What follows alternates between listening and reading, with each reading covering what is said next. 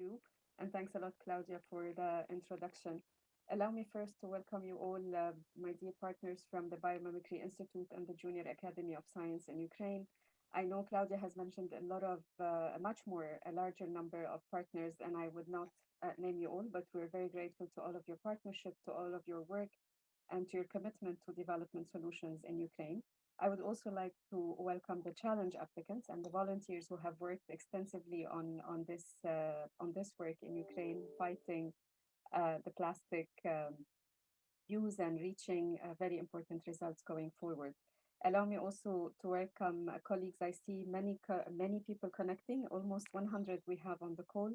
Thank you so much for joining us, and it's pretty much a first innovative gathering on biomimicry and innovation for development solutions in Ukraine, so we're very happy and proud to have you here. It is quite critical for us to reflect a little bit on what we do and how we do business, especially in the world of today when we're all facing challenging moments of a global pandemic, further exacerbating development losses. It's clear that modern approaches and innovation towards the development in Ukraine, but also globally, are not only essential, they're pretty much needed and needed now. And I see in the biomimicry principles, or what I learned as a word to be the innovation inspired by nature, that this could be one of the very important ways forward in green recovery. I know that we normally talk about innovation and we immediately think about the tech gurus, and we have the Minister of Digital Transformation with us here partnering on this project. And they kind of taught us that it's not only about technological solutions and social entrepreneurship solutions, but it could go beyond that. And what we're learning here today is that there is a new area of innovation that we could call the innovation inspired by nature. And it can certainly provide different solutions for many complex human challenges, from environmental to social and to economic ones. And it could certainly be used now as a main driver for post-COVID recovery.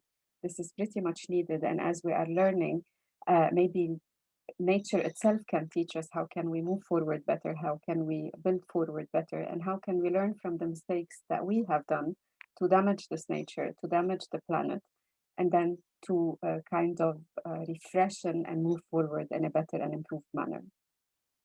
I would like to focus a little bit on UNDP's important partnership with all the national and international partners that were mentioned today, from the private sector to the public sector and the civil society sector at large as well. It is pretty much important that we highlight our appreciation to the partnership with the Junior Academy of Science in Ukraine, through which we have received this large number of highly qualified applications, and I really look forward to learn more about these going forward. I would also like to stress that in UNDP, we work pretty much closely with local communities, and we're leveraging local expertise, national expertise, and build on what is already in the field and what is already existing as a solution in a country or in a set of countries. We go cross-border, we go cross, if you want, country-wise, and I see many people connecting from different parts of the world here today. So it is important that using the great potential of development by nature and for nature is something that we look forward, and the importance of our American partners and leveraging their knowledge and expertise into transferring these knowledge and expertise to the national Ukrainian partners is also something very important. Allow me to say as well that we're quite happy to see that we had a large number of participants in this e-course on biomimicry, and I'm quite positively surprised with the number of excellent applications for the challenge. Particularly knowing that biomimicry is something very new globally and particularly in Ukraine, it's important that we see this appetite for learning, but also appetite for solution finding. And I'm even prouder to realize that the diversity of applicants had actually covered many wide arrays of community and society representatives in Ukraine, from women to people with special needs. I basically like to call them people with all needs, all capacities and capabilities, and they have basically knowledge and capabilities that we don't all have as well. It's important also to mention that in UNDP we also walk the talk, as we say, and as you could see today, We have arranged for simultaneous translation, interpretation of this meeting, not only from English to Ukrainian and vice versa, but also to sign language. And I would like to have this as a probably a way forward for all of our meetings in UNDP to ensure that we leave no one behind and everybody is included in our work and in our programs and activities. I would like to say that with the National Biomimicry Design Challenge, it's a big thing, but we're also planting the seeds, as I mentioned earlier, for a nature-inspired innovation solution in Ukraine. And we hope to see that the growing number of biomimicry solutions would help Ukraine recover faster and greener from COVID and allow all of us partners in Ukraine, but also international ones, to help the people of Ukraine to attain the Sustainable Development Goals in the nearest future, as we say. I would like to wish you all good luck in the challenge, and I look forward to learning more about your ideas and your solutions in the proceeding of the meeting today. And I can't thank enough, of course, the partners from private sector, public sector, and of course our civil society representatives and our international partners who have not only enriched this experience, but also guided us through this. And maybe special thanks would go to our national team on the biomimicry innovation solutions, which I learned a lot from them. And this is basically led by different colleagues in the country office in UNDP Ukraine, supported and also guided and advised by the Accelerator Lab for Ukraine. It's important to develop solutions from within for our own country. And I hope that we can find the solutions that will help us make Ukraine a better place to be. Good luck, and I look forward to seeing you all and to learn more about your projects and activities. Thank you so much. Пані Маналь, дуже вдячні за вашу таку натхненну промову. Thank you so much, Manal, for this very inspired talk. So we appreciate your time. It's good to have you with us this time. We also have another important guest that we're happy to welcome, Michelle Graves, the director of Biomimicry Global Design Challenge of the US. Michelle has joined us today. In Montana, it's very early in the morning now, and yet we appreciate your joining us. So over to you, Michelle. Thank you. Thank you so much, Claudia. And thank you all for your passion and for your interest in biomimicry. So as Claudia mentioned, I'm Michelle Graves. I'm the director of the Global Design Challenge and the Launchpad program with the Biomimicry Institute. And we are based in Missoula, Montana. I just want to at first thank Claudia and Oksana, the team at UNDP Ukraine and the Accelerator Labs for their interest in biomimicry, for their passion for this design methodology, and their willingness to bring it to all of you in Ukraine. This is how this is how the word gets spread and how we all learn to design in a more sustainable way. I'd also like to thank Manal for that beautiful introduction. That was so inspiring. I really appreciate being part of this. I just want to say, and I want to thank all of the participants for all of your work on these projects. I'm actually very excited to see the work that you've put together, and I'm hoping that many of you will enter your submissions, your projects, into our Global Design Challenge and have them reviewed by an international pool of judges. I just want to say really quickly that as you read in the program and you've heard from throughout this course, you know, biomimicry is a practice. It's the practice of being inspired by nature. And as Manal mentioned, it's slowly becoming more, folks around the world are becoming more aware of it. Biomimicry can be applied in any industry, across any sector. Learning how nature has already solved our design problems is the challenge. I'll just mention very briefly about the Biomimicry Global Design Challenge. This is a program we've been running for the last 5 years. We've had nearly 4,000 participants from 53 countries enter their submissions. And each year, the top 10 finalists from that challenge are invited to join our accelerator program, the Biomimicry Launchpad. So I look forward to reviewing your submissions. Thank you again for all of the support, and just welcome. Мішель, дуже дякуємо вам за натхнення, за такі... Thank you very much, Michelle, for this inspiring talk and advice. So as a coordinator of the biomimicry competition, I'd like to say that at the national level, you get 500 people completing an online course. There have been 50 teams signing up for that and 10 made it to the semifinals. So this time we're gonna have it from 10 teams that have made it to the semifinal. All right, thank you. And now over to Oksana Udovik. She runs experimental studies in the Innovative Development Lab, and she has inspired this biomimicry project. Over to you, Oksana. Hello, everybody. Thank you, Claudia, Ms. Manau, Michelle. I appreciate what you have said. I'm happy to see this happening. It took us a while to make it happen, but we finally made it happen. So I'd like to hear more from people that have joined us this time. In the chat, you could let us know where you're from. We're curious to see who is with us today. I am Oksana. I run experimental studies in the Innovative Lab in the UNDP. We are a part of the UNDP. You get about 90 labs like that across the world, and we look for innovations at the local level. So we try to see what is so cool and good doing in the country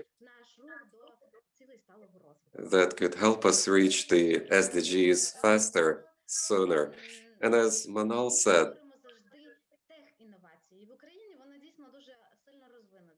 we're talking innovations a lot, tech innovations, and we certainly forget that we can learn a lot of things from nature. While thinking of tech innovations, we can resolve one problem, but you get another one. You can address a social or an economic issue, and yet you create an environmental issue because you have created a certain technology. Nature-based innovations are such that they mimic the nature, and in the nature, everything is in harmony, everything is in sync, like there's no waste in nature.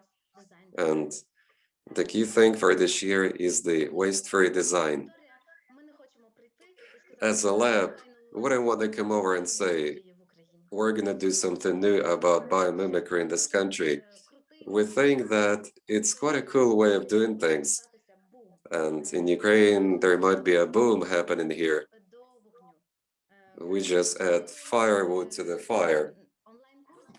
We have created an online course thanks to Michelle and Biomimicry Toolbox. We got together talented people which may have thought about biomimicry, and we gave them some extra knowledge, and now you will be able to see their presentations in the national competition. Then there's going to be incubation, and then they will participate at the international level. Right now, you're welcome to check out an online course we have put together quickly thanks to collaboration with partners. Claudia will share the link in the chat box and more people will get the idea. This course is in Ukrainian, English, and Arab language. You're welcome to check it out.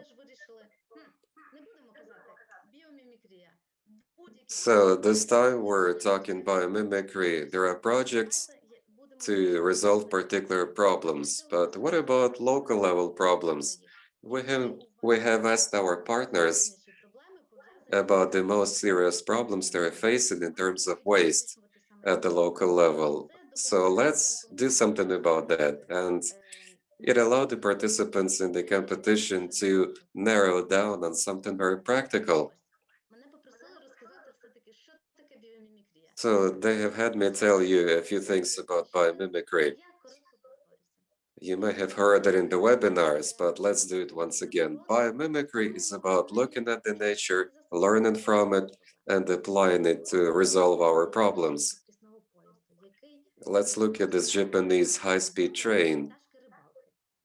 It looks like this kind of bird, so it used to be like a conventional train. It would hit the air, and for some reason I stopped hearing her. Okay, it's back. So this train would have to stop and use an extra energy in order to get over the resistance of the air around. And that was not good, especially it would happen when it would enter the tunnel. And as you look at this bird, it dives into water so seamlessly, so quickly and hassle-free. And based on that bird image, the designer came up with this high-speed train bodywork. In this slide, you can see something else we have picked up from nature.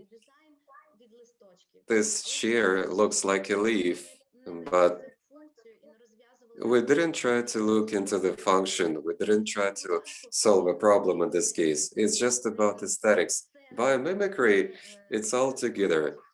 It's the whole package. So you look at the function, aesthetic features, and at the same time, you think of possible solutions to the problems you have. So this train looks like that, not because it's good looking, but it reduces the energy that it takes to keep on moving. This time we're talking about waste-free design. There is a 10-strong commission panel that would select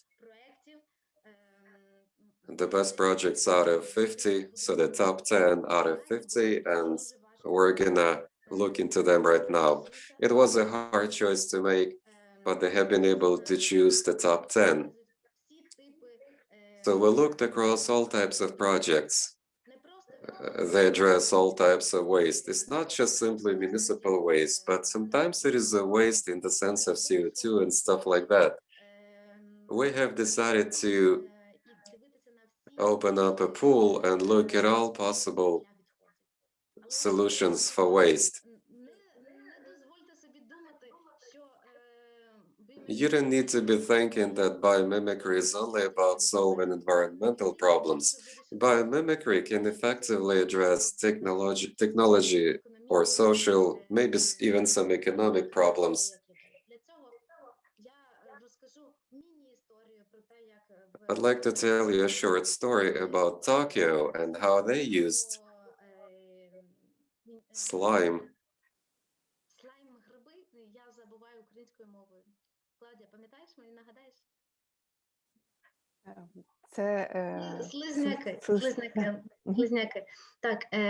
They used slime of slugs in order to build a transportation network for Tokyo.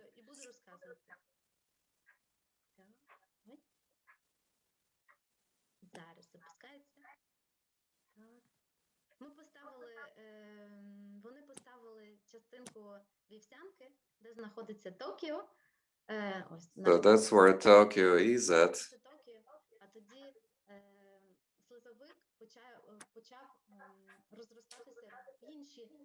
And this thing started growing, and it would reach other dots which were located in other places, and this would indicate the train routes to take you from Tokyo to someplace else. So this microorganism suggested the easiest way to get to other places, and it was a good idea of making the whole thing more energy efficient.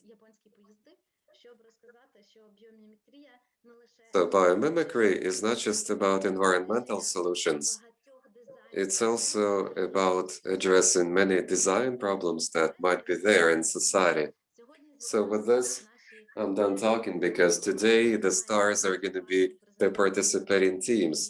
They've got classic presentations to share, and we're keen on having it from them. So I'm going to keep my fingers crossed I wish all of you best of luck, so I'm done talking now. Дуже дякую тобі, що ти нагадала нам, власне, що нас об'єднало під цим дахом сьогодні.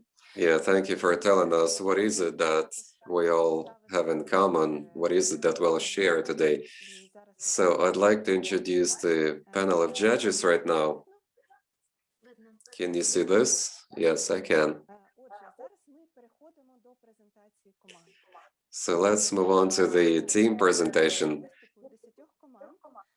Once we have heard it from the 10 teams, the panel will caucus in order to score the presentation of each team and select the 3 winners.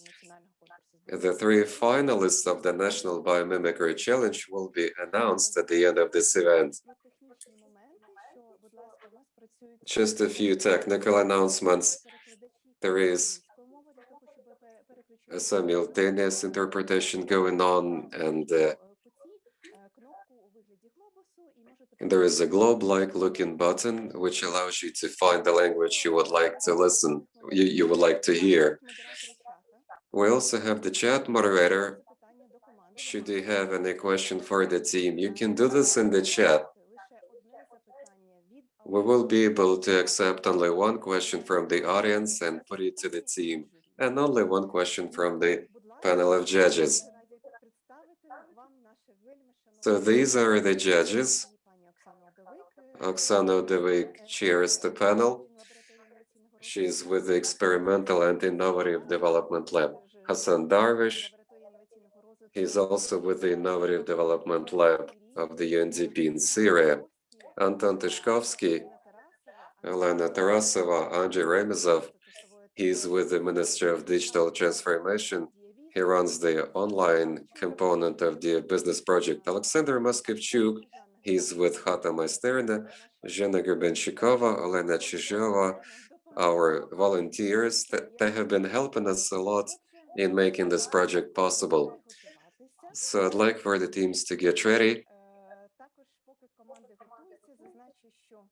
And in the meanwhile, I'd like to say that following team presentations, there's going to be a raffle of prizes. The partners will tell us what prizes are there for the winners, and the mentors who helped the team prepare for today will also say a few closing remarks for the teams. So team 1, Olena Kovalenko, let's have it from you. And Olena Kovalenko, okay, I'm sorry. Olena Kovalenko, Olena Gonchurova. So this team has met each other in the Biomimicry Challenge in the first stage of it. They shared some ideas. Olena is from Kyiv, Alena is from Lugansk region, and today they're going to present the project Gaining Alternative Energy from the motion of tree branches and twigs. This project is called Gaining Alternative Energy from the motion of tree twigs. As we know, conventional energy is typically something that is polluting the environment, soil and air. So we would think of alternative energy options in this country. The goal is to create a universal source of alternative energy.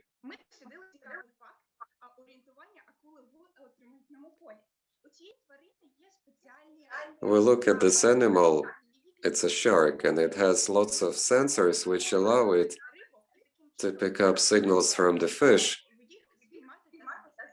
and it can easily catch it and eat it. So we can see how it works in the nature. We also looked at the contraction of muscles. So these insects can flip their wings and they produce a lot of contraction of their muscles, and we picked it up from them. This device features a spring and a panel where you get a lot of these things. There are magnets that are moving there. If one pulse comes in, then you get more than 24 oscillations. And so it allows us to get electricity. This device allowed us to charge a cell phone. It takes a couple of hours to do it. So you put it on a tree, and the system can be used in forest, in rural area, someplace where you get trees. It can be placed at the roadside. It costs 1,000 hryvnia, payback period 9 months. We compare this device to other things like that, and this one has quite some advantages. It can be installed in any place where you get trees, in any site. It's cheaper than others, and it works around the clock. In day at night time, it does not so much depend on the amount of solar energy and so on. The target audience for this project is tourists, owners of private houses, recreational facilities. It can be used for a decentralized power supply, to charge your phone, to light things up, to power GPS sensors, to do monitoring. These are some of the application options. This project addresses a few SDGs: renewables, smart city, smart consumption of resources, development of technologies, and all of that is about one global thing, which is to combat climate change. There are some ideas about improving this project to make this device more powerful. It can be coupled to other alternative energy sources, and everybody could potentially use that.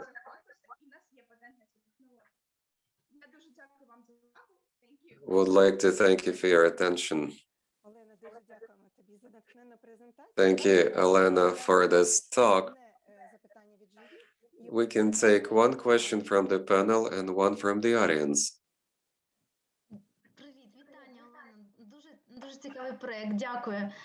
Hello, I like this project quite a bit. Who would get the most benefit from this device? You mentioned tourists, but who else could that be? This project has a large audience, and it could be anyone. You may not afford the solar battery, it's expensive, but this thing can be used in the private house. And it can possibly apply it at a water scale. It can be used in a university campus or outlying territories. So I think it can be anyone using this thing. And potentially the audience of users for this can be very extensive. All right, classy thing. So we didn't have any questions from the audience, so I'd like to turn over to Victor Khaldun. Oh, there is a question. How about charging batteries? Well, this technology is in the making, and further on, as I suggested in the presentation, we're using a system which is stationary. So you attach this thing to a pole, but further on, we're gonna make the battery smaller in size as the technology moves on. So you're gonna get new types of batteries, and the charging will happen without a battery at the end of the day. That's the further outlook for this technology. And when that is possible, then we're going to be able to do it battery free. So right now we're only tapping into this technology. So we have made this thing small enough, and we have been able to insert this pretty big battery inside the device. Okay, thank you. So hopefully we're gonna see you around. So right now we're gonna have it from Victor Khaldun. All right, you're with us. Victor represents a team based in Lviv. Okay, Let us see your slides. Які мають гарні ідеї, да. Зараз я тут це повідключаю. Я нагадаю нашим шановним слухачам і глядачам, що, будь ласка, Let me tell you guys that your questions to the team can be put in the chat. Can you see my team? Yes, we can. Тоді починаємо. Вашій увазі проект Львівського технологічного This is a project from the Lviv Technology Institute, which is about combating the global climate change. This is the current team. Well, kids come and go, so it's never a standing lineup. So these are the guys that have been with us for quite a while. So we looked at the circulation of carbon, and sometimes you get so much carbon that it threatens the climate, so it can have ill effects on the climate. We cannot stop mining carbon-containing substances right now. So we looked at the geologic history of the planet. We could see that there used to be a period, and at that time they had a lot of coal, but then the swamps overran it. You see, biomass ended up in a setting where there was water all around, and there was little access to oxygen, so hydrogen was produced and carbon was just around. So right now we get this carbon as coal.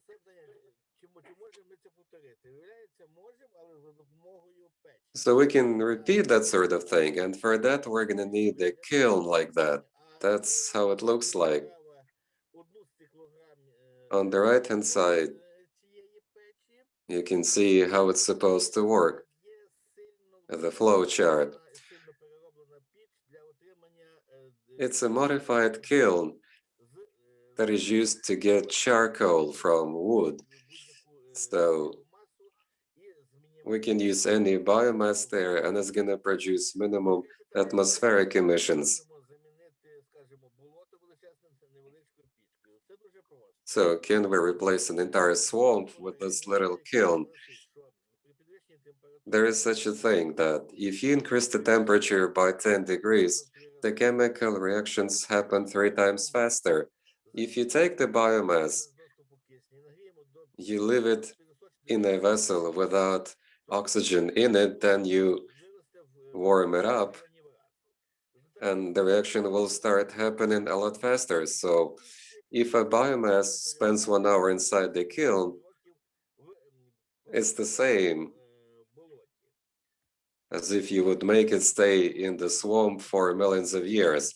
So we tested this technology out. We did an experiment, and some of the students presented this at competitions, international competitions, and it's been quite a successful endeavor.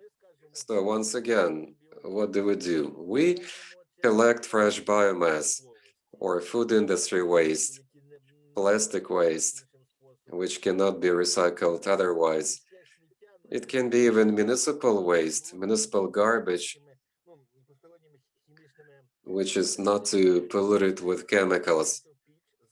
All of that is put in the kiln, then you fire it up, and then the coking begins.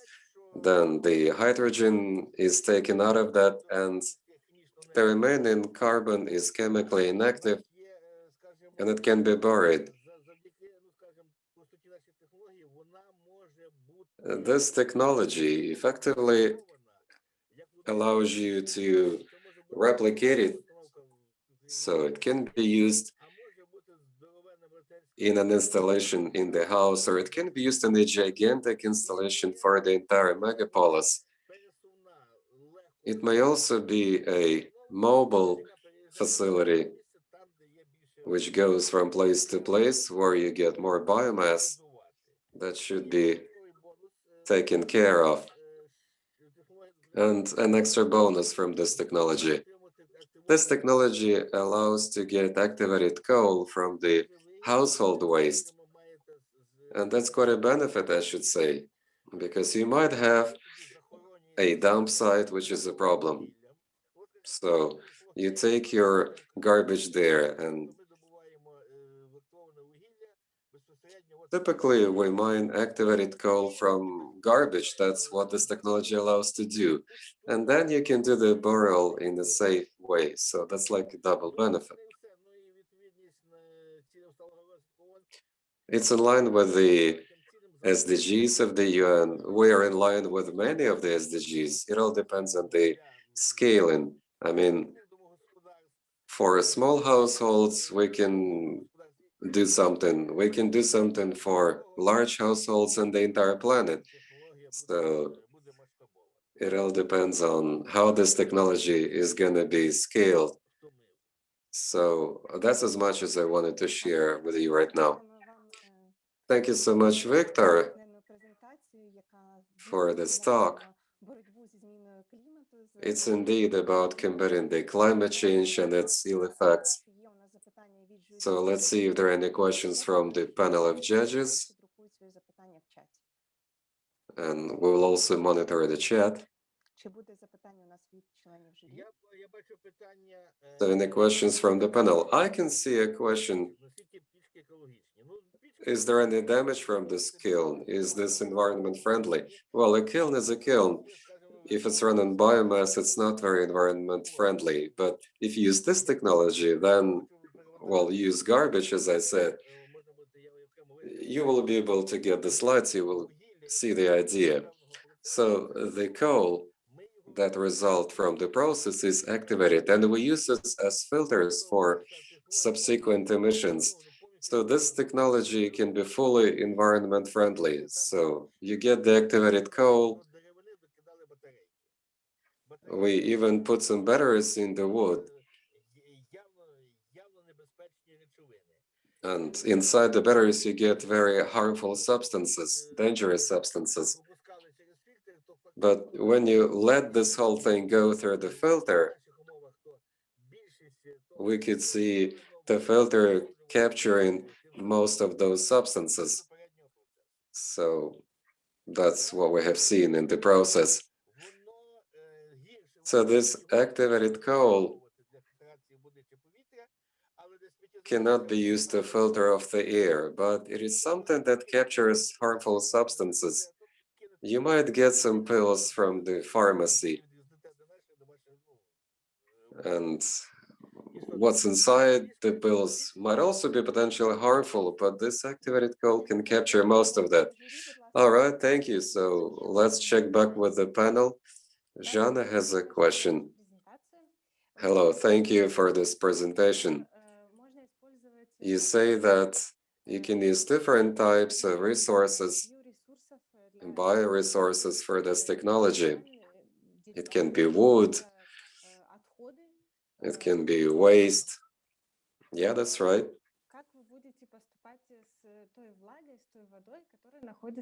But what are you going to do with the water that you get inside the waste? If you use wood,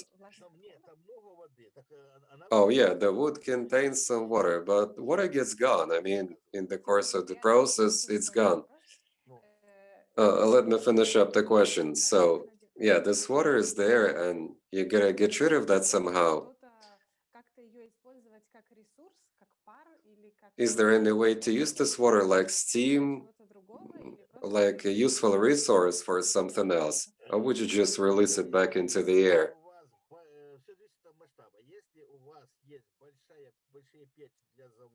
If you have a big kiln for a factory or a city, and it consumes hundreds of thousands of tons of garbage per day, then it would be profitable to use that steam. So you can use this in heat exchangers to heat municipal water. But if you have a small installation, then you don't have to bother about that. because heat exchangers should be made of stainless steel and all of that. So if it's a small installation, you just release it back into the atmosphere and that's it. We tried to make wood dryers, and that seems to be the way, but it depends, because it's all about logistical solutions and transportation. You might have a vehicle like a truck, and it's a big truck and it carries tons of garbage, and that's what it can do. If it's sawdust, then it's not going to be worth a lot. So we have been able to develop a mobile installation which can go from place to place, from site to site, because sometimes carrying biomass around is just unprofitable. Okay, thank you. All right, Victor, thank you very much for that. There are some other contestants yet to speak, so I'd like to ask Olesa Surova to prepare. She represents an Odessa-based team, and it's Water Crino Idea.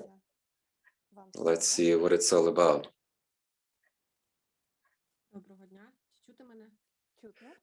Hello.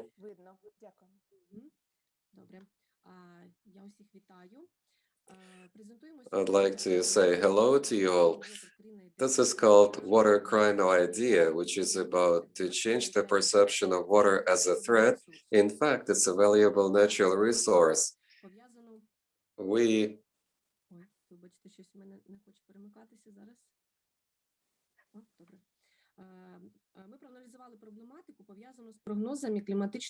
looked at the weather forecasts and climate changes in Odessa city. The ill effects of that can be seen more and more often every year. We looked at the condition of water supply infrastructure, and we can see that the quality of drinking water is going down rapidly. You have muted yourselves. Okay. So the idea is to set up a modular unit installation, Crino water. There is an above ground part of it, and there is another part underground. So there is a passive filtration idea here. It's 100 cubic meters per day. It collects water from the top of the building, and we use the mechanisms we picked up from water. So it keeps cleaning atmospheric and drain water. After that, the water can be used for irrigation in the outlying area. The installation can be transformed depending on the location and availability of water problems there, which makes it very mobile.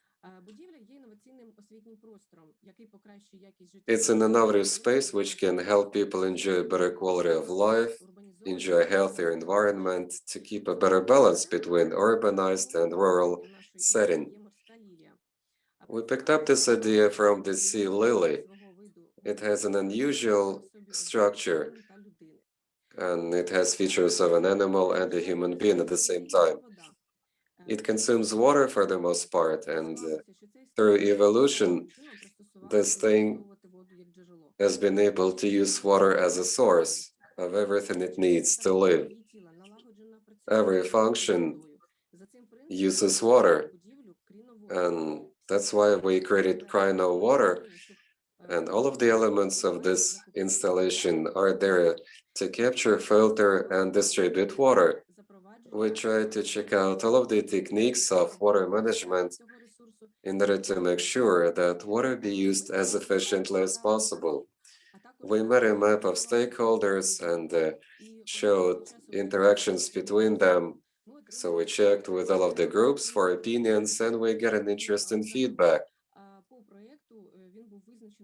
So this project was seen as environmental, investment, attractive, and it's a safe space for people. We pursue two main SDGs. In order to assess competitiveness, we made a comparative SWOT analysis between conventional and innovative solutions. The result is a diagram which shows better capacities and strengths of the innovative solution. Among them, you get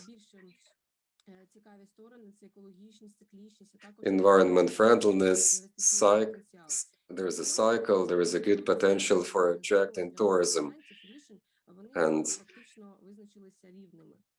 threats are the same as in conventional solutions. There are 5 other creative girls that assisted me in this. They're experts in spatial development, and it's been quite a good teamwork, and there was a lot of proficiency which allowed me to present this idea. Cry No Water seeks to minimize the drinking water shortage for the sake of better lives of people in future and today. Thank you. Thank you so much for this project full of inspiration. We've got a question from the chat. What's the payback period of this project? And one more question or comment. Odessa used to use a lot of rainwater, but it no longer does. So how can your project help it with it? I didn't get that last question, I'm sorry. It was a comment, I think. Odessa in the previous century used to collect a lot of rainwater, but then stopped doing that. So what kind of difference can your project make? Well, let me start with the first question. We took stock of the situation out there today, where they use conventional options. So conventionally, they use the existing sewage system in the city, but it's not going to last long, and we needed to think of drinking water, because this modular installation is supposed to make sure there's going to be no shortage of drinking water.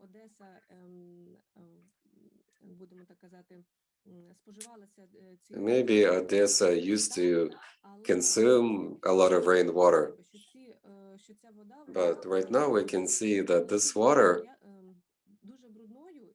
is very dirty, and if you take samples of it, every year you can see the water contains more and more pollutants and admixtures.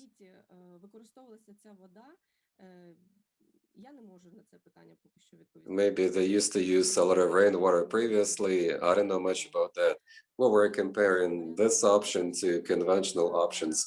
And speaking of the payback period, we didn't think about it so much, you know. We looked at financial expenses based on the conventional system of purification and sewage. So I cannot tell you exactly about the payback period. I guess if an investment approach is right, and if lobbying is done for a project like that, it should not be a long payback period. But, you know, it takes making a financial assessment of this project. Okay, thank you. You showed us the map of stakeholders, and I think that's where we can see all of them who can have something to do with this. And now a question from the panel. There are no questions from the panel, so I think we need to carry on and have the next presentation. All right, thank you. I'll see you around, Olesa. Daria Lubarska, representing Inska Water Project. Hello.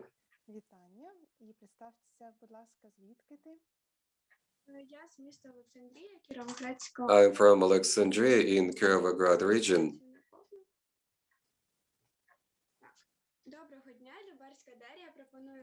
I'm Daria Lubarska, and I'm happy to present a project called Inska Water, a new source of sweet water. The project involved 2 students of universities, experts in design, and 3 research associates. there is a growing water shortage in the world. By 2035, 2.6 billion of residents on the planet will experience this shortage, so something has to be done about that. The biomimicry is about getting water from the air. It looks like this chanterelle. This mushroom has a very big top, and it has such a shape that captures water, and it can transport this water conveniently. We get a lot of steam on the air, which travels with the air streams. We just need to condense it and capture it. So that's the project in Sky Water, the installation that takes water from the air. 1,250 square meters of site allows you to get 700 liters per water in winter, 900 liters in spring, 1,500 in summer, and 900 liters per day in fall. The design itself features an overground tower and an underground reservoir where water can be gained from the air. It happens by way of condensation, and the surface gets cooled because of the shape it has. It looks like this chanterelle type of mushroom. We have a network made of stainless steel.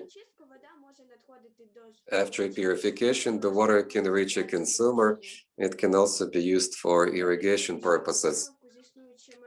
If you compare this installation to others, you can see that In-Sky Water has more power than other facilities in Ethiopia or in Ukraine, in the Crimea, or in Israel.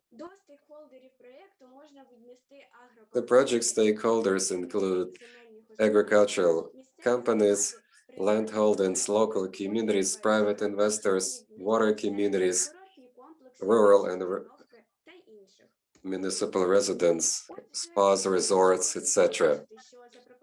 So in summary, this concept helps you achieve SDGs, like overcoming famine, clean water and appropriate sanitation, protection of ecosystems from drought. The technology features advantages. It works around the clock, it's environmentally safe, and it can be used in any site in the planet. Thank you. Thank you so much for this story, for this project, which can help us get better access to sweet drinking water. So this is an important challenge that the project addresses. I didn't see any questions in the chat, so maybe there are some from the panel. Hello, thank you for this interesting talk. I have a question. Does it take to have a specific climate setting for this technology to work? If it's a cold climate, how is that going to work? Will it work? And if so, is there a need for any extra appliances, gizmo, to keep the water heated? Відмінностей немає, проте буде відрізнятися кількість води, наприклад, якщо це буде використовуватися. There's going to be a difference in the amount of water. If you use that in the cold climate, the amount of water will be lower than what you get in Sahara Desert, because the colder the air, the less water it contains. So the only difference will be the amount of water we gain, and you also need to cover the cost of energy to keep the installation heated. So in that setting, we can use the electromagnetic features of Earth in order to make it a waste-free facility. Okay. How long has it been working? What are the materials it is made of? Вимкнути ще раз демонстрацію. I can go back to my slides. От сама ліка пропонується виготовити її So з біополімерів або з it can be used of biopolymers, bioplastic. Основну роль це просто транспортування. Сітку ж It's just виготовляти з a drain funnel. матеріалу. The net up here is made of stainless steel material Охолоджуватися і швидко that's used for cooling or warming, respectively. Якщо її тримати, в принципі, в належному стані, то вона може If you keep it maintained, then it can work for decades. саме біополімер він швидко розкладеться, а метал The biopolymer can be easily degraded and water can be used for some other purposes. All right, thank you. So next will be Dmitry Rasparny. So thank you so much for the story. Project No More Dust, Dmitry Rasparny from Kyiv City. Come on, man. Hello, can you see my slides? Yes, we can. Hello, everybody. I'm Dmitry, representing No More Dust Project.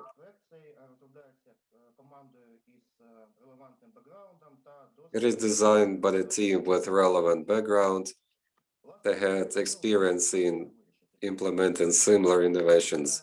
You get a lot of dust right now, indoors, in big cities. Statistically, it's a progressing event, phenomenon. So it pollutes air, then it gets indoors, and it's bad for health, physical health in particular. If you look around, you will see how much dust can be collected indoors throughout a week. And while it's there, you are breathing all of this in. So that's what you can see on the floor, not counting the furniture. Biomimicry solution comes from the lotus effect. Lotus in the submicronal level has certain structures which keep it dry. So the water makes droplets and it rolls down and it picks up the dust on the way, which is why lotus symbolizes cleanliness in many cultures. So here's the idea. You take the polycarbonate. It's not harmful to environment. It's biologically and technically inert. Then you do 3D printing and you copy the lotus leaf. Then you make microscopic orifices where only air can travel. And there's a passive conditioning system for air. So it gets condensed as it goes through this opening. And that's the principle of No More Dust Project. There's a well-known phenomenon that is behind it. The principle of minimum of potential energy. So you get these little globes made of water. And Xavier has been able to prove that a duck stays dry because of the structure of its feathers. And we can see an electronic scan which shows us that. That's how lotus leaf looks like under the microscope.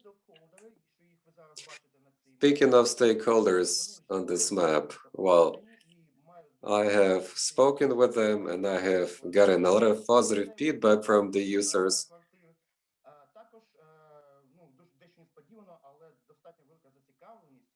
There is a lot of interest in it from scientific community, business incubators, and potential investors.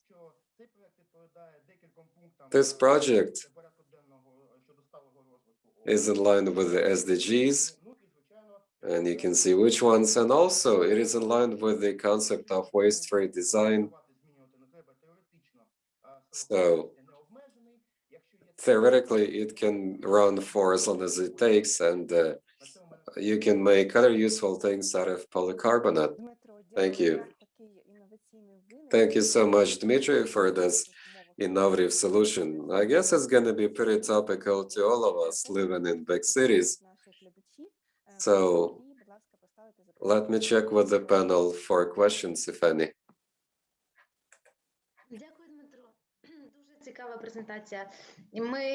Thank you, Dmitro, for this presentation. In our courses, we would often speak about lotus, and I picked up the idea from those courses, actually. I never knew about that before. That sounds good. That's something good for the whole team to hear. All right, so the question is, what are you going to do with the water that has picked up all of the dust? Well, this water develops naturally. It can be rain or snow, at least it's a condensate, like the morning dew. So when it rains, it takes all of the dust down, and in our case, it's gonna take all of the dust down from this little net. So you can potentially capture this water and use it for something.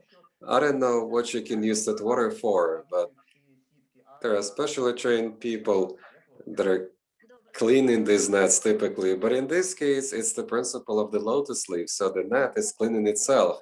There is no need for anyone to do it. Okay, there is a question coming from the chat. So what else can be made out of this polycarbonate? If you use 3D printing, you can use the dust capturing net, anti-dust net on the window. There are polypropylene nets that keep the insects away, and this one will keep the insects away as well as dust. Okay, so unless there are further questions from the panel, let's move on to the next presentation. Lyubomyr Matsekh, you're welcome to share your slides. It's the Moth Project team. Hello. I'm going to share my presentation. We can see it.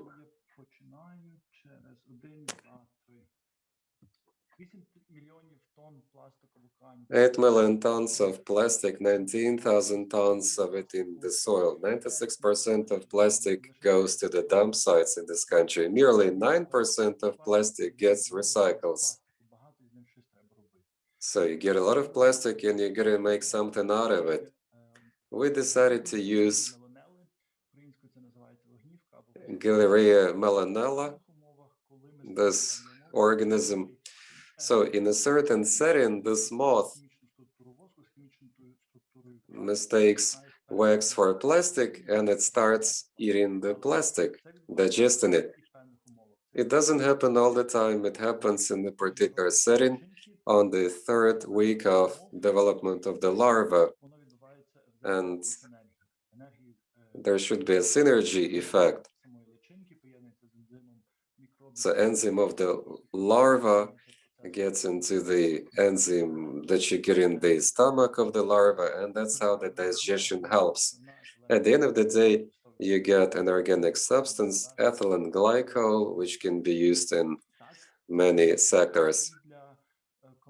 This is a stressful process for insects, for moth, but it's not harmful. After that, the moth keeps on living, it completes its cycle. We found this innovation in the farm of one of our participants. So we make material for composting the polypropylene, then we sell the culture of the moth itself, then we service the containers, and then we get the X substance, which is a synthesized enzyme that helps decompose plastic. Potential outlets, markets, Ukraine, Germany, and actually the entire world. Potential clients, farmers, waste management plants, and textile producers. Indirect stakeholders are communities, cities, and people living in poor neighborhoods. Why them?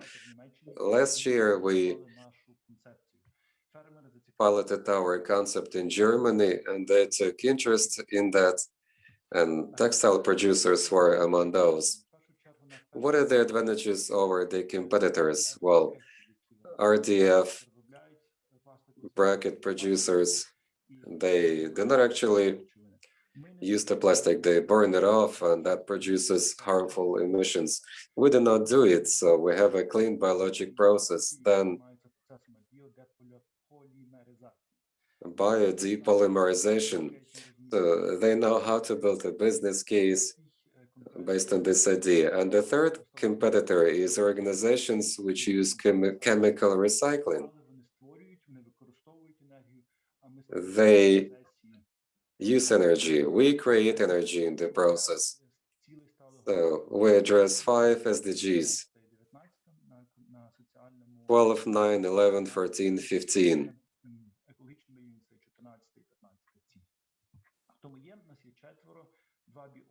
There are 4 of us, 2 biologists, 1 researcher.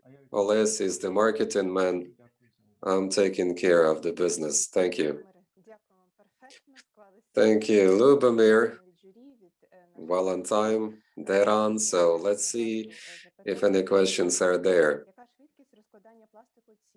How quickly will this moth decompose the plastic? We use 2 plastic gloves. They weigh 2 grams. So in 12 days, it can decompose it completely. Isn't it an invasive practice? What are you going to do with ethylene glycol as a result of the process? Yes, it's an invasive thing, but it doesn't affect the bees, honeybees' combs. Instead, it consumes plastic, helping it decompose. And what was the second one? What are you going to do with the ethylene glycol and other resulting products? There is one issue with it. There is a harmful material there, and it cannot be good for environment, but we tested it. Well, natural ethylene glycol, polyethylene and ethylene glycol is not harmful. It is used in farming, and it can be a fertilizer for the soil. So we're doing the testing to see if it's really safe and what can you do about that. So you open up the lid, the moth flies out of it, we take ethylene glycol, and then you use it for whatever purpose you have for it. All right. I think there have been some more questions, but you can get personal responses to those if need be from the team. Anything from the panel? Thank you very much for this presentation. Не в сенсі в тому, що вони інвазивні види, а в сенсі, якщо ми дуже багато розведемо такої молі, If you develop a lot of this moth, it might become an invasive species. It might start flying around, damaging the ecosystem, because we're changing the ecosystem by doing it. Well, that's a good question. They have 9 weeks long life cycle, and you can keep it under control. You can think of what you're gonna do to this moth afterwards. It can be a good feed stuff for birds or some animals in forests, because there are birds that feed on this moth, and if we produce some, then it's going to be more food for birds, which is good for the ecosystem. You can kill it, I mean, as simple as that, inside the same container. Yeah, I can answer it in English as well. Yes, Hassan? I have Hassan, go ahead. a question, if possible. I just have a question. So this would really present an interesting solution for plastic on land. Maybe you can write down fills. However, is there something similar that can be grown as a solution to plastic pollution in water? I'll write the question in the chat. Yeah, please write the question in the chat because it's couldn't hear you.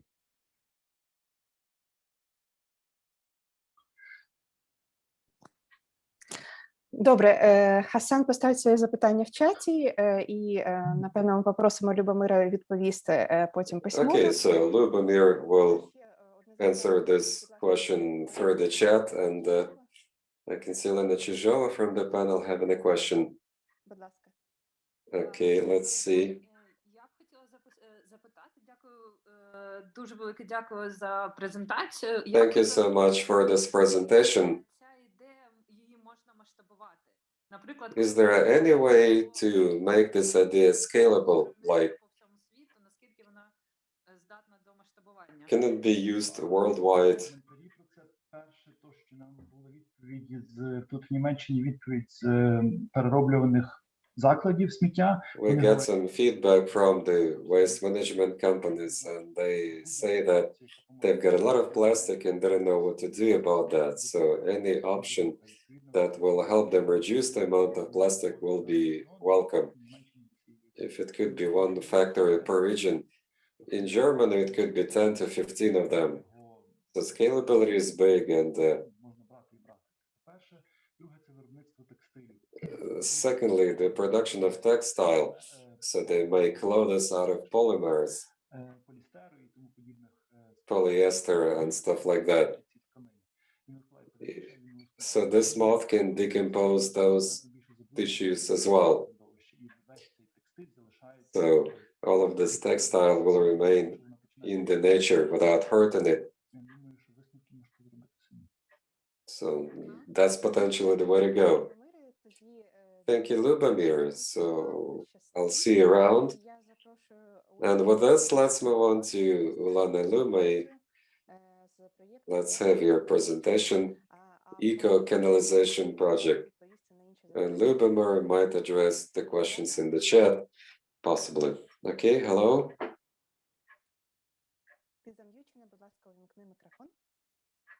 You gotta unmute yourselves.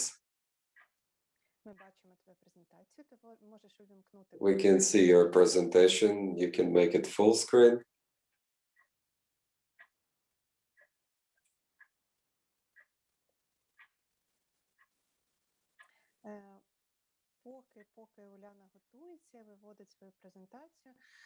While she's setting up her slides, let me tell you that you're welcome to put your questions in the chat, and teams, if they have enough time, can answer those questions in writing. They can reach out to you personally. Okay, Olena, we cannot see you. Now we do.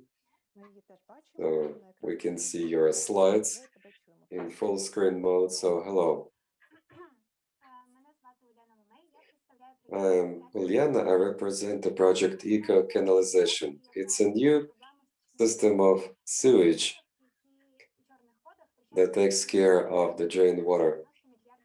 And that water contains a lot of nutrients, but the ecosystems can see it as a threat because it carries some viral agents and so on.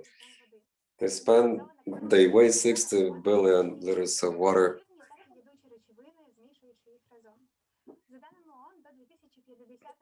By 2050, 2/3 of population in the world will move to big cities. So affluence will become a growing problem. But there's a good news. Infrastructure is getting older, and it is important to come up with a new sewage system. Filtering and processing the waste becomes better there. We use hydrophobic surface in the commode. The cities will process this water in a localized manner, which will aid cities develop better. There are two ways of doing that. One option allows you to push the water away, and there are commodes which push the urine away, but in that case, you need water. In Sweden, they used an idea of dry sewage without water, but that system will not be working in megapolises and apartment blocks. The hydrophobic pipes are used for that, and they feature a particular surface. When the waste comes in contact with it, then it will not stay there. So these pipes might potentially be more expensive than the ones used in the sewage right now. So in order to create this sort of surface, they use oxygenation of the surface and actual oxidation of the surface, and they use a particular template which can be used in the exhaust. So in Ukraine, this will allow to save more than 2.5 million liters of water per year, and it will help save 2.7 billion hryvnia. We would like to work with international architectural offices, donors, and not-for-profit organizations which support projects which take care of sustainable development of cities and communities. Eco-canalization uses resources, helping the world save tens of billions liters of water, and it allows communities to do better waste management. So this is eco-canalization project. Thank you.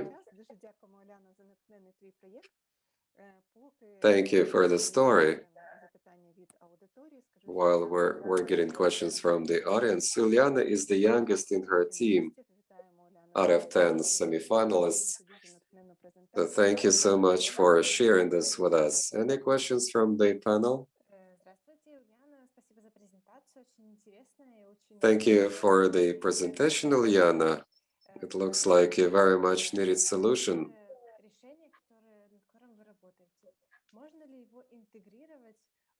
Can this solution be integrated into the existing sewage system? Or is this something that you can only use in the newly built apartments or apartment blocks? Well, you get hydrophobic surfaces that can be used for a while because they get washed away over time. In the existing pipes, this technology might also be used. There is a patented technology from Ultra Dry, it's the name of the company, and it is used for sustainable systems, and it could best be applied in the newly constructed facilities. Okay, I got it. Thank you. Anything from the panel? The audience say the project is good.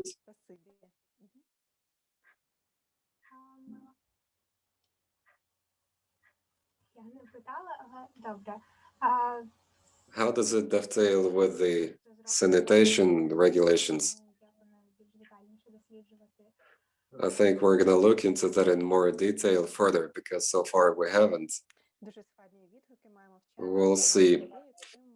Okay, they seem to appreciate your idea. All right, unless we have further questions, thank you so much, Uliana. She's got her own YouTube channel and she speaks accessibly about these things for kids. So you're welcome to sign up for her channel. Now, the next one is Nataliia Figurka from Lviv. She's the team leader and she will present new biodegradable cables for training crops inside greenhouses. I'd like to tell you about biodegradable cables for that. Most of the greenhouses use materials based on synthetic components, polypropylene or polymethyl chloride for training plants. those are quite strong, but they never get biodegraded, so they need to be manually extracted from the soil, from the biomass, and basically it's a plastic which can be amassed in the soil.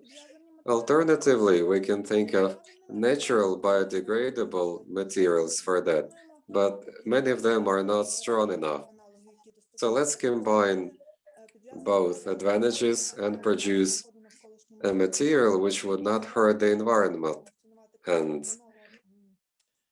it is something that would be used throughout the entire season, and then it will be degraded just as the stalks of plants. The key components here are the following. There is a natural cellulose basis, upright. There are also spores of cellulose, mushrooms, and bacteria, and then there is a protective shield based on the structured gel, which will shield the basis and it will make the cord stronger. As the plant is growing, before the stalk dies, it is protected by natural processes, and in our cord, this function will be played by a protective shield. It will keep water away from the cellulose basis because the water triggers off rotting. After cultivation, the cord, together with the biomass and stalk, will go into the ground, will get moist there. The protective shield will be destroyed, and then the rest of the cord, the cellulose basis of it, will be destroyed. The cellulose components of plant residues will be degraded under the same mechanism, under the effects of the natural mechanisms, and it all will be decomposed in the soil and will turn into carbon, natural carbon. So all of the components of this cord will be decomposed into non-toxic products, which will never hurt the environment.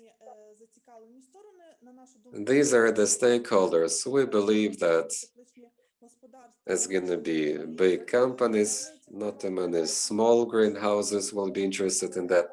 Also, researchers, scientists, science and technology sector experts. So we spoke with them, and even owners of small greenhouses are interested in the project.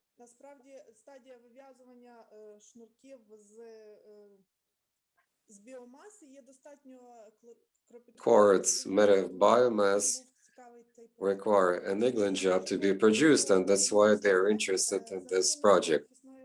Speaking of economic benefits, because of the protective shield, we can use 30 to 40% smaller diameter of the cellulose cord. So the cost of the cord is quite competitive. So that's our entire team. Thank you. Thank you so much, Nataliia, for this cool idea, which is so topical to communities. So let's look at the team again. So yeah, there is an entire team behind you right there. Nice going. So any questions for Nataliia and her team from the panel in Lviv? Hello, and thank you for this interesting talk. I have a question about the diameter of the cord. Did you think about different types of diameter depending on the agricultural crop that will be trained with this cord?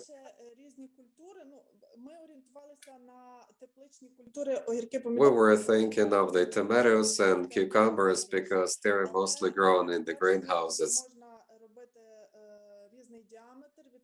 You can make it of different diameters, and also you can control the destruction time period. Like a cord may last for 1 season, 2 or 3, you can make it like that. There are many ways of optimizing the cord. So there are multiple options for different crops and different length of service. Okay, thank you. We have 2 more projects to go. So if you have any questions, you're welcome to put them. You can use the chat for that as well. So I don't see any more questions from the panel.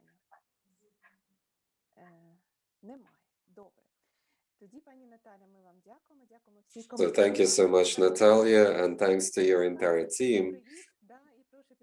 Hello to you all. So Andrzej Martyszko, we're gonna have your presentation next.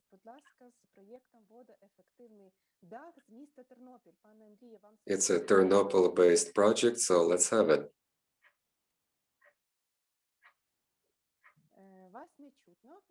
Water efficient roof work.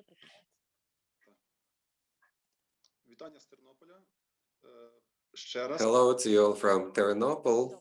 Can you hear me? Yes, we can. I'm Andrzej Martyszko. I'm presenting a project idea called Water Efficient Roof Work. If you travel the country, if you go to the Carpathians or to some coastal area, you will notice the lack of toilets. That's one of the toilets in Ternopil in one of the local areas. And people do not have good enough conditions to wash their hands. And we can see that in the course of this coronavirus, it was recommended to wash your hands. Some research has been done in Kyiv city, and we could see that that problem is pretty significant out there. So people in the city cannot, very often cannot ease their nature so easily. So taxonomy of biomimicry allowed us to gain, store, and distribute resources, in particular liquids. So we looked at hosta, and to me it looked like a roof work for a toilet, for a kazi, an outhouse. And it could be an alternative source of water. It can be used where there is no centralized water supply. So you look at the way this leaf is made, and it will help optimize production, and it will help install this installation better. There are some producers of this equipment. They make it for public toilets. Some of them are found at the community level because that's where they desperately need access to better sanitation. There are similar projects around, but I think they are very expensive, and it's complicated to make them a real deal, which is why they're not so popular. This roof work could help do this pretty quickly. So there are economic benefits from it because you can make that sort of roof work pretty inexpensively. You will get reduction in CO2. It looks good. It helps popularize biomimicry solutions in designing and construction. It's environment friendly and it's resource efficient. You can see the data for the average amount of precipitations you get here. So the production cost of this thing will be 10,000 hryvnia. These are the SDGs that we're going to address: clean water, sanitation, mitigating climate change consequences, and sustainable cities and development. Thank you so much for this project, especially for this country. There's a question from the audience. What is the material that you use to make this roof work? It's glass plastic, but it can be toxic. But what is good about it is that it lasts long, and later on it can be converted into something useful for construction, for producing concrete. But further on, they're going to be looking into other options, so there will be a more environmentally friendly material. Okay, a question from the panel. Thank you so much, Andre. It's an interesting project. I like the way the toilet looked like somewhere.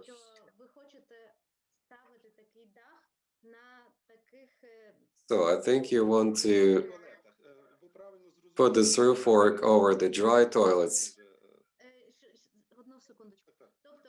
Це для, скажімо, це не для міст, правильно? Це для... So that's not for the cities, right? That's right. That's for the places like up in Carpathians and so on. So on the rooftop, you collect water, and how does it reach the destination? How does it happen? So we found water, and what happens next, I wonder? Speaking of the Carpathians, we need to see where all of this that is mixed with the water should be going.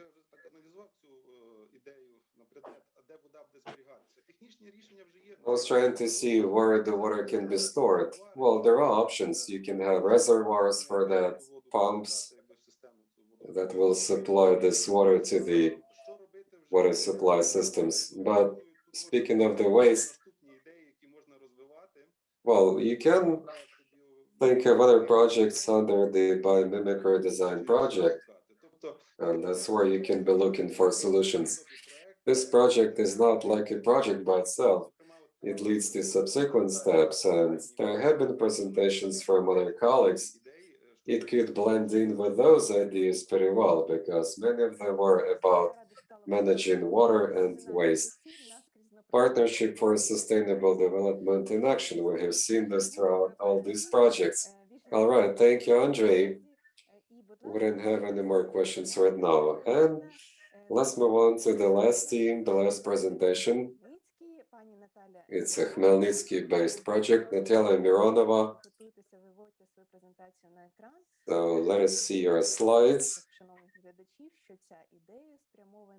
This idea is about addressing the problem which was announced by the Business Project under the auspices of the Ministry of Digital Transformation of Ukraine. Hello, can you hear me? Can you see the slides? Yes. I'm Natalia. I represent the project from Khmelnytsky. It's about setting up the Center Dia Business in Khmelnytsky. The team are the experts that got inspired by biomimicry a lot. The idea is to support the entrepreneurs. We're willing to build a good strategy for the business center, so we opted for the Beehive as an idea. We appreciate what the bees are capable of doing, and there is a good efficiency of the Beehive because all functions happen at the right point in time inside. There's an effective communication in looking for a nectar, seeking shelter, and all of that. So the nature has created this beehive, and it exists in the environmentally conducive environment, producing good things. They do pollination, and that's a part of the nature. So we chose this feature and made it the prototype of the business center. It minimizes risks. A bee is an environmentally friendly thing, and the beehive is this conducive environment. So there are 7 principles of the beehive that help us do a better job. There is a team, clearly distributed roles, everything is organized, there is a cycle, socialization, shared values, and benefits to community. The center allows to address challenges, oligarchic centralization, corruption, minimum investments, hierarchy and access to resources, especially for SMEs. And we think there should be networking, like in the Beehive. We offer a full range of services for business, which includes research and strategizing. the development of external investment interaction, biometric technologies, responsible entrepreneurship. The center is in line with the SDGs in terms of environment and social things, and it's a good way to strengthen implementation and activation of a global partnership for sustainable development. So this center is supposed to be creative, modern, and biomimicry kind of hive. It's good for local communities, businesses in Khmelnytsky region. So that's our project. Thank you. Thank you so much. There is somebody from the Ministry of Digital Transformation on the panel, Andrei Ramazov. He chairs the online components of the project, so I wonder if Andrei has any questions about this idea of yours. Hello, dear colleagues. Natalia, thank you so much for this talk, this idea. Скажімо так, з точки зору сотів, бджолиних, це дуже так цікаво, ми ніколи про це не думали. I never thought about those beehives in this way. Пов'язати, скажімо так, з реальними якимось речами по типу проектного менеджменту і так далі. How can you do a real deal out of that, like project management or something? All right, we've got honeycombs and stuff like that, but how does it help with project management? Can you think of particular services that could help entrepreneurs?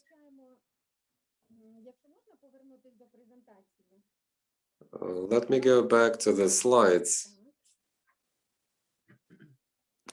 Поки скажу, що поки ви вводите, що думка глядачів співпадає з запитанням пана Андрія, бо питають те ж саме, на яких даних I була can see the same question in the chat. So what kind of benefit can you actually gain from this? So the idea was that a beehive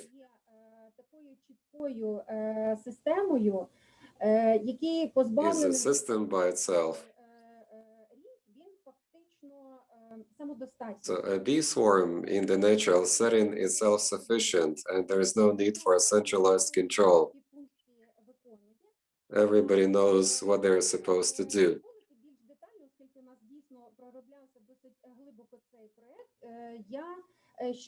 We did some research for this project and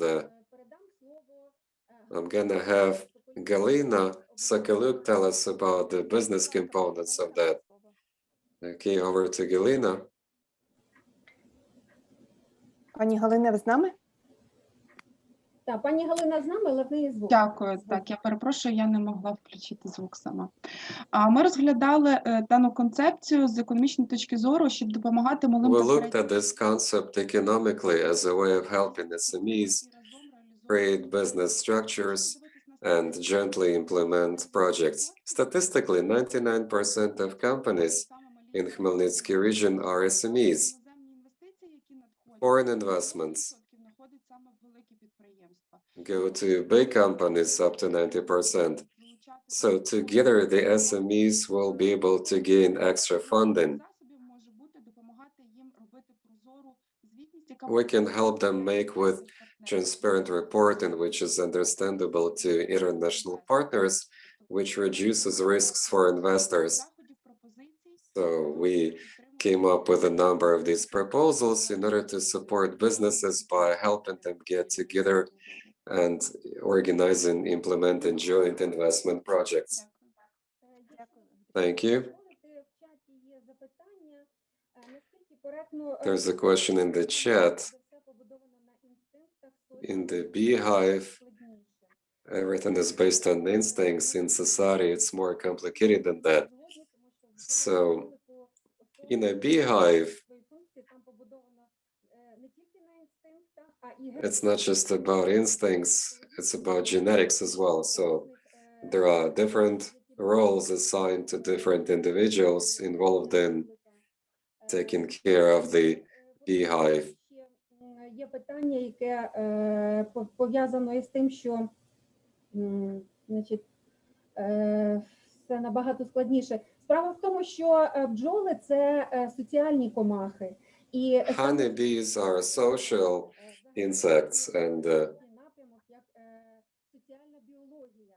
we can think of social biology. That's an evolving trend. So a bee swarm, an anthill, all of them have social aspects. It's been proven by science. Ми бачили, знайомилися з статистикою щодо відношення людей до різних комах. So we looked at statistics reflecting how people perceive different insects. Since bees are useful to people, to biosphere, so they do pollination and they're more attractive. So we choose the model of the beehive as a way of attracting people to our business center. There are scientists that say we need to protect wasps as well. Wasps also do some pollination, but they do not produce so many benefits to people. So bees are perceived more positively by people largely. All right, thank you so much. We have the very last question from the panel right now, and then the panel will caucus. So Anton. Hello, thank you for your presentation.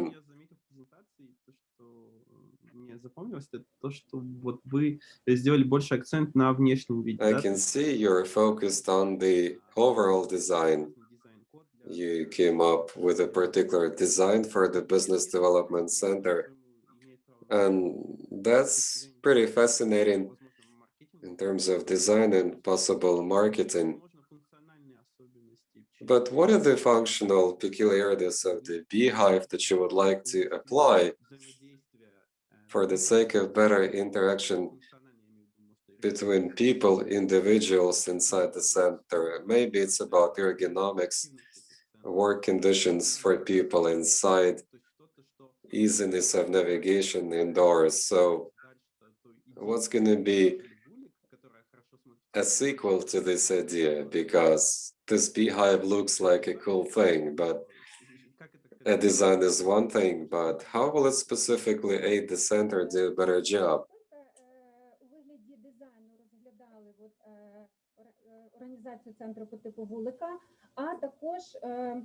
We would look at it not just like a design in terms of functions.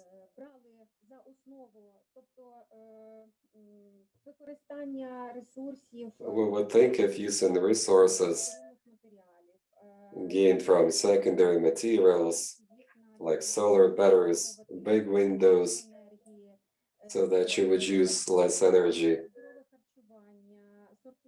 safety food, sorting. All of that is a part of our concept.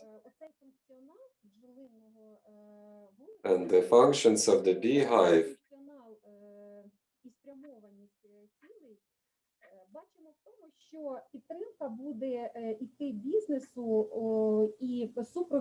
will offer support to businesses, and it would make businesses increasingly environment friendly, resource saving, and they will produce minimum waste.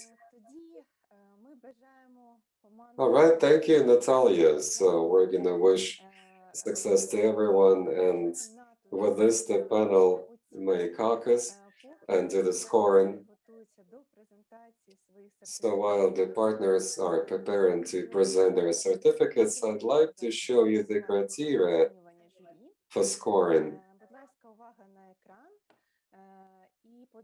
Що 25% So віддає 25% максимально, якщо ідея є біомімікричною. is the maximum if the idea itself is biomimicry type. 15% is a problem solution. You can get 15% tops for this if your idea suggests a particular solution. You can get 15% for social and environmental benefits from the project. You can get 15% tops from the panel, if a presentation and communication was good, 15% is the team composition, like how much of a quality team you have been able to make. And right now, we're watching the final of the National Biomimicry contest, and the panel will select the 3 finalists based on these criteria. So we have had presentations from the 10 teams, and before presenting awards, I'd like to have it from the mentors. Over quite a while, they were helping semi-finalists prepare the presentation. So let's look at the screen. We're happy to welcome Nataliia Figurka, CEO, Ukrainian Future Business Incubator, Junior Academy of Science. I have seen you there. Yeah, hello and welcome everyone. I'd like to say hello and welcome to the participants and organizers. I appreciate this opportunity to take part in this important contest on biomimicry. All of these ideas are decent and they could become something. So they need to work on making improvements on their prototypes, doing the opinion sampling. This will help them make a better product because they will understand their target audience and what this product is good for. On behalf of the Business Incubator Ukrainian Future, we're going to issue prizes to the 3 finalists. They're going to get certificates, vouchers of completing summer startup intensive, and there will be mentors sessions which are about business models, doing startups, planning on startups, doing the crash testing, and we're going to help you with our labs. You will be able to do the prototype and you will produce your MVPs, prototypes for those interested. It will be done online in June through July, and you're also welcome to do co-working in Kyiv, and we can meet you in person and work together. So thank you. Hopefully I'm going to see you around soon. Thank you so much, Nataliia, for your time and presentation. It's been quite an inspiration for the teams to do those innovative projects. We also had Dmytro Gadun as a mentor. He's a biologist. He's the Senior Research Associate of the Institute of Revolutionary Ecology in the National Academy of Science. I don't know if he's with us because he's got a lot of important things to do today. Alexei Moskavenko, he's also with the Innovative Development Lab of the UNDP. As a biomimicry contest coordinator, I would help the team prepare the presentations. And with this, I'm happy to check back with the partners. They will present certificates and vouchers. Prost your company, Lisa Belkovska, should be with us right now. Yes, I'm here. That's good. Well, tell us about the prizes for the winners. In less than 10 minutes, we're going to see who are the winners. I'm excited to get the results of this contest. I feel like congratulating the winners. It's important to be a part of this competition today and to keep preparing the winners to make further progress, like making MVP and preparing their projects for international competition. So a national contest is a big step for all teams, and that means there is a lot more for them to do. I'd like to thank the UNDP lab team, and it's been a very important initiative. Thanks for the invitation, and I appreciate the opportunity to be a part of this event. In Synchro Prostor Innovation Hub, we are developing the cities of the future based on innovations. We work with municipalities and communities, helping them cope with their challenges. We help establish and promote innovations at the crossroads of different competencies. I pretty much like the overarching subject that we have had today, which is a waste-free design. There have been beautiful projects, and that's the way to change our future for the better. So I'm happy to issue awards to the winning teams. They're gonna get vouchers from Synchro Prostor. So over the next month, together we're gonna be able to help the teams in developing projects, developing MVP, preparing their applications for the competition, and they're gonna be able to go through all of the main points of the projects from the winning teams. So I'm looking forward to this.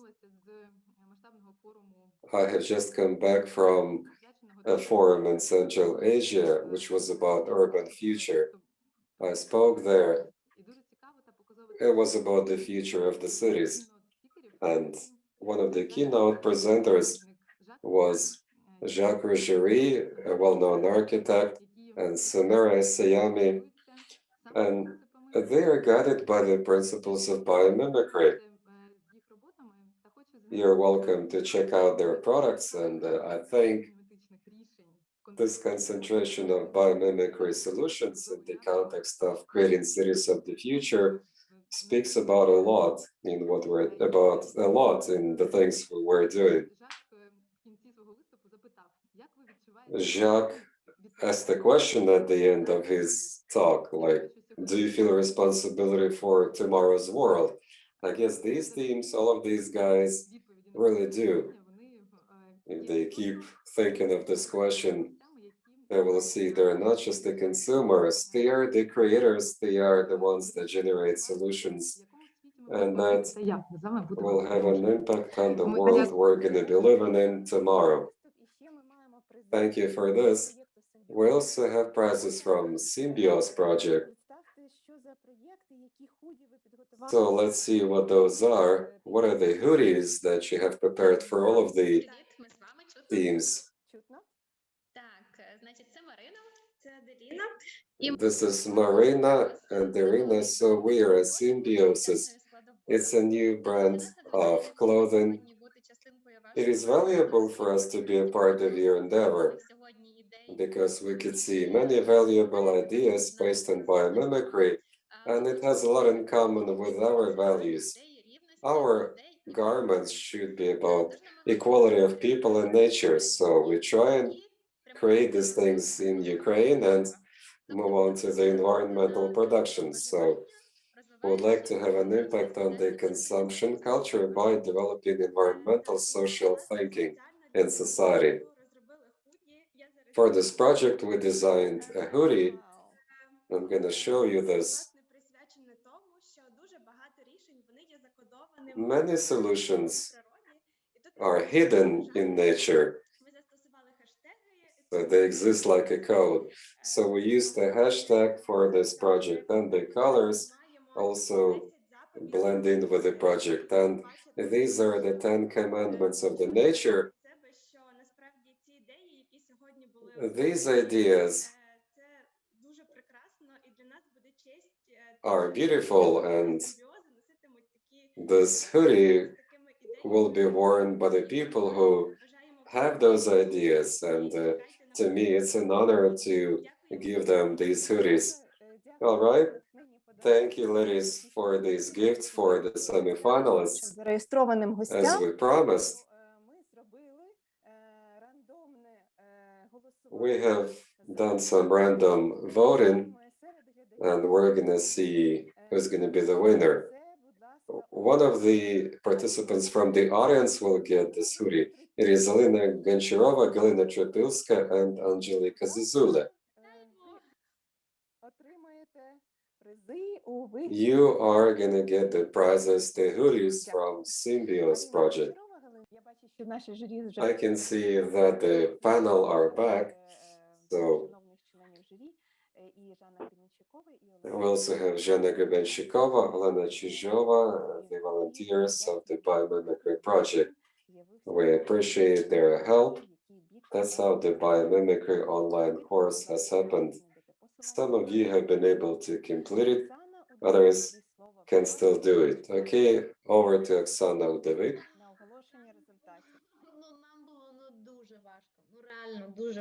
It's been really hard to take a pick. 6 projects got almost the same score.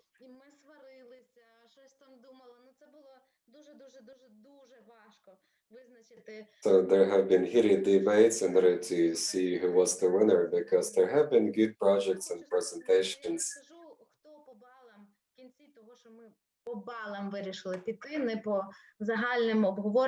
So I'm gonna tell you what the scores are.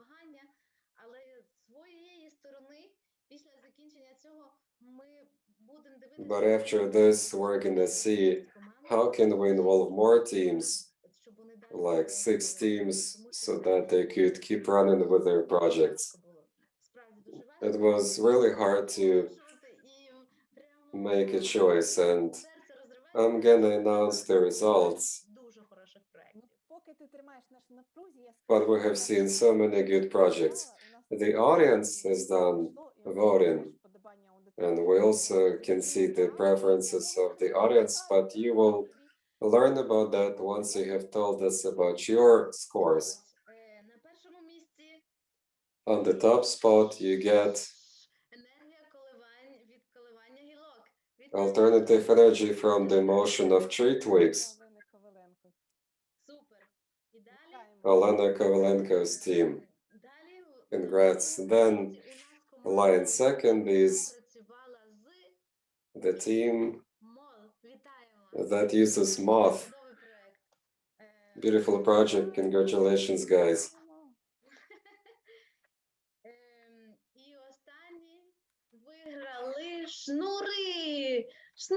And the third one is the biodegradable cords.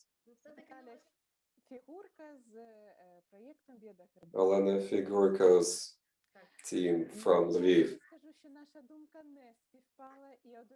Well, there is no match with the preferences of the audience, because the audience chose the next 3 winners. So on the top spot, you get biodegradable cords. Line second is the energy from moving tree twigs. And the third one was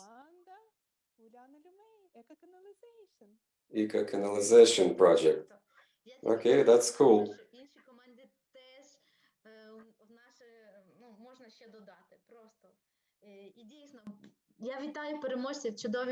My congrats to the winners and their projects. So we're gonna keep working with you, helping you reach the international level, and we're gonna get together with the teams in order to see how other projects could be involved in that. So again, congratulations.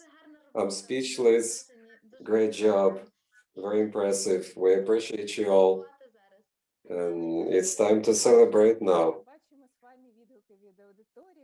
We can see appreciative comments from the audience about the projects. So all of this is being recorded, and if you want to get access to it, you will be able to do so. We're gonna check back with all the teams and discuss it all with them. And congratulations to everybody. Everybody is a winner today. We have seen 10 magnificent projects, so thank you all very much. I'll see you around. Don't stop, keep on learning. Keep learning more about biomimicry. We're gonna see you around. You all have a good day. Thank you. До нових зустрічей. Наталочка, принеси.